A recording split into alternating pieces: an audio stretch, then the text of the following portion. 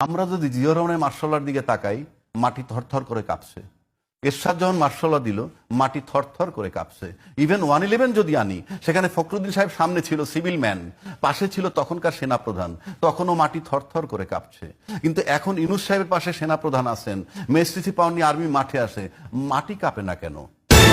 সর্ব অঙ্গে ব্যথা, ওষুধ দিব কোথা। এখন আমি বলি, কেন মাটি কাঁপে না? মাটি কাঁপাইতে গেলে আগে নিজের উপর চলে আসে। দেশে ১.৫ বছরের ভিতরে যেই পরিমাণ দুর্নীতি হয়েছে, বাংলাদেশ পয়দা হওয়ার পরে এরকম দুর্নীতি আর হয় নাই। দেশে যেই পরিমাণ খুন খারাপি হয়েছে ১.৫ বছরের ভিতরে, বাংলাদেশ তৈরি হওয়ার পরে এরকম আর হয় নাই। থানায় ঢুকে পুলিশ দারোগাকে গালি দেয়, যা তা ব্যবহার করে। যদি কোনো কারণবশত পুলিশ তাকে অ্যারেস্ট করে, রাত্রের বেলা কোর্ট বসায়া জামিন দিতে হয়।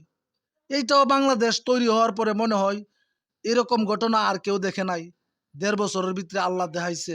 দেশে যদি মার্শাল জারি করে তাহলে বিষয়টা এরকম হয়ে যায় না, কাজীর ঘরে 18 পুংটা, কাজী কুজে গড়ে গড়ে পুংটা। দেশে ১.৫ বছরের ভিতরে ৫,০০০ লোক নতুন কইরা শিল্পপতি হয়েছে। মনে হয় পৃথিবীর আর কোনো দেশে এরকম নজিরবিহীন ঘটনা আর ঘটে নাই।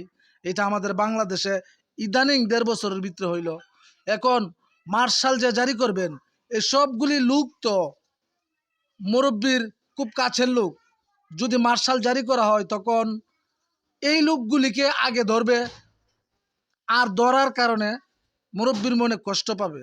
এটা তো মুরব্বী থাকাকালীন এটা হইতেই পারে না, প্রশ্নই আসে না। সেই জন্যই এখন আর আগের মতো মাটি তরতর করে কাঁপে না। আমি মনে হয় চাচা আপনাকে বুঝাতে পারি নাই।